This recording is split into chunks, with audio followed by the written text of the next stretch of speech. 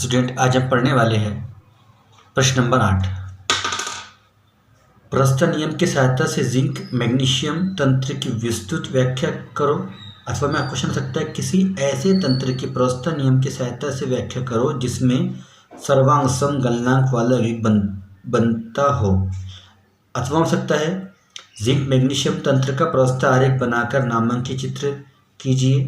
अथवा हो सकता है जिंक मैग्नीशियम तंत्र गलन क्रांति बिंदु पर टिप्पणी लिखिए। तो ये क्वेश्चन एग्जाम में पूछे जा सकते हैं और आईएमपी क्वेश्चन भी है। तो अब हाँ, इसमें से जो टिप्पणी आ सकती है गलन क्रांति बिंदु किसे कहते हैं, सौरांशम की क्या है, ये सब बारीक बारीक बातें पूछी जा सकती है शॉर्ट नोट्स में। हम शुरू करते हैं। सबसे पहले हम देखते हैं इस ग्राफ को। क्वेश्चन का आंसर हम चाहे तो मन से भी लिख सकते हैं, मगर ग्राफ ज्ञात करना जरूरी होता है। तो देखिए, ये जो ए बिंदु है ये मैग्नीशियम गलनांक बिंदु है, और जो ये बी बिंदु है ये जिंक का गलनांक बिंदु है। तो यहाँ पर हम देखेंगे, देखो आप देख सकते हैं इधर, जैसे जैसे हम मैग्नीशियम की मात्रा कम करते जाते हैं और जिंक की मात्रा बढ़ाते जाते हैं, तो जो ग्राफ धीरे धीरे कम होते जाता है। फिर बात आती है, ये ग्राफ टेम्परेचर और मोलर कंपोजिशन के बीच में खींचा गया है, जो ग्राफ बनाया गया है। और इसमें आपको बिंदु सी और बिंदु ई दिख रहे होंगे। ये है गलन क्रांतिक बिंदु। ये गलन क्रांतिक बिंदु Mg का है और एक गलन क्रांतिक बिंदु Zn का है। तो हम देखेंगे इस बारे में पढ़ने वाले हम लोग इसमें पढ़ेंगे वक्र AC के बारे में, वक्र CD के बारे में, वक्र DE के बारे में और वक्र EB के बारे में। तो हमें वक्र भी पढ़ना है और दो गलन क्रांतिक बिंदु पढ़ना है। और इयोटैटिक का मतलब होता है गलन क्रांतिक। तो यहाँ पर दो गलन क्रांतिक बिंदु प्राप्त होंगे, एक C पर और एक E पर। तो ये आप लोग ग्राफ समझ चुके होंगे। आप इस ग्राफ को देख के भी अपना आंसर यहाँ आसानी से लिख सकते हो। और इसके लिए प्रस्थ नियम F बराबर C-+1 का फॉलो करेंगे। ये संगणित वक्र है। अगर ये असंगणित वक्र होता तो इस पर हम फॉलो करते F बराबर C-P+2 फॉलो करते हैं। तो अब ध्यान दीजिएगा, हम आगे चलने वाले इस वक्र को लेके।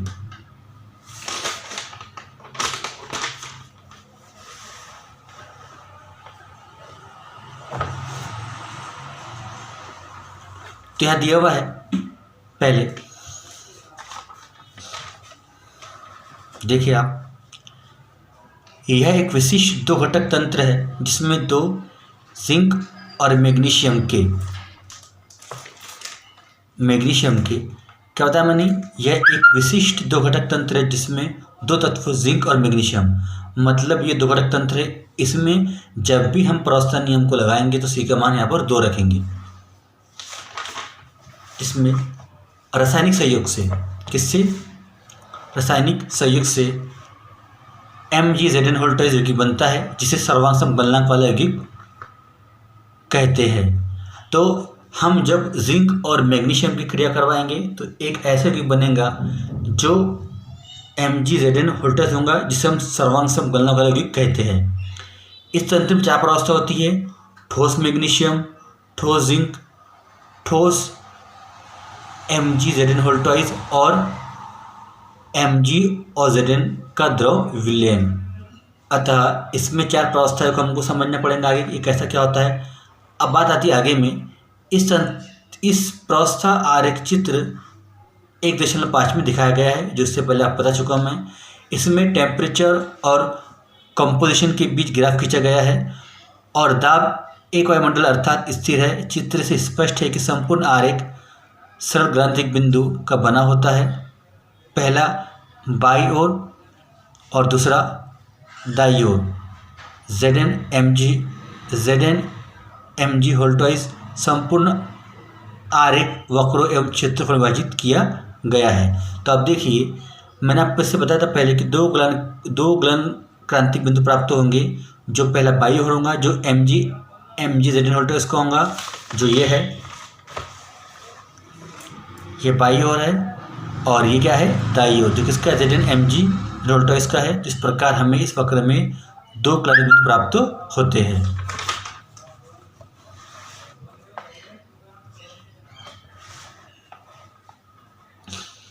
अब हम शुरू करते हैं अपना वक्र एसी के बारे में। इसे मैग्नीशियम की द्रव्यमान वक्र फ्रीजिंग पॉइंट कर्व कहते हैं। बिंदु ए मैग्नीशियम गलनांक 650 है, जैसा आपको यहाँ दिख रहा होगा वक्र में।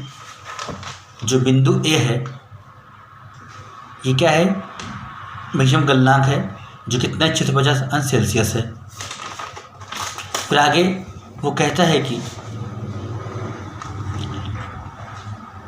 मैग्नीशियम में जिंक की बढ़ती हुई मात्रा मिलाने पर इसका गलनांक ए से सी तक घट जाता है तथा वक्र एम जी की गलनांक पर जेड को मिलाने से परिवर्तन प्रदर्शित करता है। संपूर्ण वक्र ए सी पर ठोस एम जी और द्रव साम्य में है, अतः ऐसी एक चर तंत्र है। बिंदु सी पर एक नई प्रावस्था M G Z N hold test के रूप में प्रकट होती है।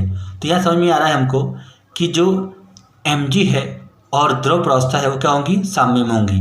अर्थात अगर हमने याली वैल्यू सी का मान 2 आ गया, प्रावस्था भी 2 आ गई, 2 से 2 कट जाएगा तो आंसर कितना आएगा, 1 आएगा। तो ये किसके लिए बता रहा हूँ मैं, एसी वक्र के, ना कि गलन बिंदु के लिए। तो ये वक्र एसी के लिए क्या होगा, एक चर तंत्र, क्योंकि यहाँ पर क्या होगी, 2 प्रावस्था साम्य हुई होंगी और 2 घटक तंत्र, इसलिए सी का मान भी कितना आएगा, 2 आएगा, बी का मान कितना आएगा, 2 आएगा, और इसीलिए यहाँ एफ का मान 1 प्राप्त होता है, इसलिए हम इसे एक चर तंत्र भी कहते हैं। अब बात आती है गलन क्रांतिक बिंदु सी के बारे में। तो बिंदु सी पर 3 प्रावस्था है, ठोस M G Z N whole twice और द्रव साम्य में होता है। घटक केवल 2 एम जी व जेड एन होंगे, इसलिए तंत्र की संतुष्ट कोटि 0 होगी, अर्थात बिंदु सी अचर तंत्र है। तो आप देखिए यहाँ 2 इसलिए आता है कि 2 घटक तंत्र है, पी इसलिए आता है कि 3 प्रावस्था साम्य में कौन कौन सी, ठोस M G Z N whole twice और द्रव। तो क्या होगा, इसकी वैल्यू 3 आ जाएंगी। तो अब हम मान रखने पर क्या आएगा हमारा आंसर, C2 - 3 + 1 = 0। तो इस प्रकार हम बोल सकते हैं जो बिंदु सी है वो एक अचर तंत्र है। तो अब ये बिंदु सी हम लोगों ने देखा था, बिंदु सी कहाँ है, वो आपको यहाँ दिख रहा है, ये बिंदु सी है। मतलब इस बिंदु सी पर ठोस एम जी का द्रव विलयन और ठोस M G Z N whole twice क्या होंगे, साम्य में होंगे। अर्थात इस बिंदु सी पर जो प्रावस्था नियम को जब हम फॉलो करेंगे तो F बराबर C - P + 1 रूल में C की वैल्यू 2 रखते हैं, क्योंकि Mg और जिंक 2 घटक तंत्र है, और P की वैल्यू 3 रखते हैं, क्योंकि इसमें 3 प्रावस्था है, ठोस Mg का विलयन और ठोस Mg Z N whole twice क्या होते हैं, साम्य में होते हैं। इस प्रकार हमें बिंदु C पर जो कि Mg का गलन क्रांतिक बिंदु है उस पर F का मान 0 प्राप्त होता है, और इसलिए हम उसको वह एक प्रकार का क्या है, अचर तंत्र है। अब बात करते हैं वक्र सी डी की। बिंदु सी पर और अधिक जिंक मिलाकर तंत्र का तापमान बढ़ाने पर वक्र सी डी प्राप्त होता है। यह वक्र तापमान बढ़ाने से पिघले यौगिक में जेड को बढ़ते हुए सांद्रण को निरूपित करता है। इसे Mg जेड की द्रव्यमानक वक्र कहते। इस वक्र पर संपूर्ण Mg यौगिक में परिवर्तित हो जाता है। तो अब देखिए ये वक्र हमको कहाँ देखने वाला है, डायग्राम में। हम इस वक्र में क्या करने वाले हैं, इस बिंदु C पर Mg की और अधिक मात्रा बढ़ाएंगे और तापमान भी बढ़ाएंगे, तो हमें बिंदु D प्राप्त होगा, जो कि सर्वांगसम गलनांक बिंदु है। और जो वक्र CD वक्र है ये Mg जेड होल ट्वाइस का क्या है, यह एक द्रव्यमानक वक्र है, अर्थात फ्रीजिंग कर्व है। यह जो बिंदु D है ये सर्वांगसम बिंदु D है, यह जो CD वक्र है ये दो बातों को परिचित कर रहा है। एक तो हम लोग जिंक की मात्रा बढ़ा रहे हैं, किसकी मात्रा, जिंक की मात्रा, और दूसरा तापमान भी हम यहाँ पर बढ़ा रहे हैं। बिंदु D पर दोनों घटकों से बना यौगिक ठोस व द्रव का संगठन समान अर्थात mg/V हो जाता है। इसलिए बिंदु D को mg/V का गलनांक बिंदु कहते हैं। यह गलनांक सर्वसम गलनांक कहलाता है क्योंकि सर्वसम गलनांक वह है जिस पर कोई ठोस यौगिक स्थिर ताप पर अपने संगठन वाले द्रव में तीव्रता से परिवर्तित हो जाता है। इसका तापमान 376°C है। यह गलनांक किसी भी विशुद्ध यौगिक के गलनांक की भांति निश्चित होता है तथा दोनों घटकों के गलनांक से अधिक या कम या दोनों के बीच हो सकता है। यह तंत्र में दो प्रावस्था है, ठोस यौगिक उसकी पिघली अवस्था साम्य में होंगी, उनके संगठन समान होंगे, समान mg/V होंगी, इसलिए यह तंत्र एक घटक तंत्र बन जाता है। इसलिए स्वतंत्र कोटि कितनी होंगी, इसके लिए कोटि 0 हो जाती है अर्थात अचर तंत्र है। जैसा C का मान कितना आ रहा है 1, यह एक घटक आ गया है और एक घटक तंत्र बन चुका है, और P का मान कितना है 2 है, और यहाँ पर 1 पहले से था तो 1 - 2 + 1 = 0 अर्थात क्या हो गया, अचर तंत्र हो गया। तो अब हम समझते हैं इस वक्र के बारे में, इस बिंदु D के बारे में, इस बिंदु D में क्या हो रहा है। तो देखिए जो बिंदु D है यहाँ पर ये जो हम जब इसमें mg और Zn को आगे इस वक्र को आगे समझते गए तो यहाँ पर D बिंदु प्राप्त होता है। इस बिंदु D पर जो mg है वो पूरी तरह से mg/V बदल जाएगा, और जो D बिंदु है ये सर्वांगसम गलनांक बिंदु है। इस बिंदु पर इस बिंदु का जो गलनांक है वो विशुद्ध पदार्थ की तरह गलनांक के समान होगा। इस पर उस पदार्थ का ठोस और उस पदार्थ का द्रव प्रावस्था साम्य में होंगी, अर्थात यह अब इस बिंदु D पर ये दो घटक तंत्र ना होकर एक घटक तंत्र हो जाता है, और इसके लिए F = C - P + 1 के फार्मूले में C की वैल्यू 2 न रखकर 1 रखते हैं और P की वैल्यू यहाँ पर 2 आ जाती है। इस प्रकार यह जब हम सॉल्व करेंगे तो इसके लिए 0 आएगा, तो हम कह सकते हैं कि जो बिंदु D सर्वांगसम बिंदु है, इस बिंदु पर स्वतंत्र कोटि कितनी होती है, 0 हो जाती है। अब हम पढ़ेंगे अगले वक्र जो है DE वक्र। यौगिक में जिंक मिलाते रहने पर यौगिक गलनांक में होने वाले अवनमन को D वक्र रूपित किया गया है। इस वक्र का अंतिम बिंदु E है जहाँ ठोस जिंक प्रकट हो जाता है। इस वक्र पर ठोस mg/V और द्रव साम्य में रहती है, इसलिए यह एक चर तंत्र वक्र है। तो देखिए अब हम जो वक्र D पढ़ेंगे ये जिंक मिलाते रहने पर उसके यौगिक का गलनांक में होने वाले अवनमन को अर्थात कमी को निरूपित करता है। तो देखिए वक्र में ये वक्र जो है अब धीरे धीरे कम हो रहा है, तो क्या अवनमन वक्र है, और ये कौन सा वक्र है, DE वक्र है। इस पर कौन ठोस mg/V और द्रव क्या होंगे, साम्य में होंगे, अर्थात इस वक्र के लिए F का मान कितना होगा, 1 होगा, क्योंकि इसमें जो C की वैल्यू है वो कितनी आएंगी, 2 आएंगी। C की वैल्यू 2, P की वैल्यू 2, 2 से 2 कट जाएगा तो 1 बचेगा, अर्थात इसकी कोटि कितनी होंगी, 1 होंगी। अब बात आती है अगले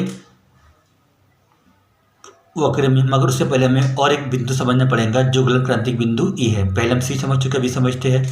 तो बिंदु E पर ठोस जिंक प्रकट हो जाता है। यह तंत्र दो घटक ठोस जिंक और ठोस mg तथा द्रव्य साम्य में है, अतः अचर तंत्र है। क्योंकि अब जो हमारा बिंदु E है वो दूसरा गलन क्रांतिक बिंदु है जिस पर 3 परत साम्य में होंगी, एक ठोस जिंक व ठोस mg/V तथा द्रव साम्य में है, अतः इसके लिए स्वतंत्र कोटि कितनी हो जाएंगी, 0 हो जाएंगी। इस बिंदु गलन क्रांतिक बिंदु कहते हैं तथा इस पर तो जो ताप है उसे गलन क्रांतिक ताप कहते हैं। इसका मान किसी भी घटक के गलनांक से कम है। यह वह न्यूनतम ताप है जहाँ ठोस जिंक द्रव यौगिक साम्य में रह सकते हैं।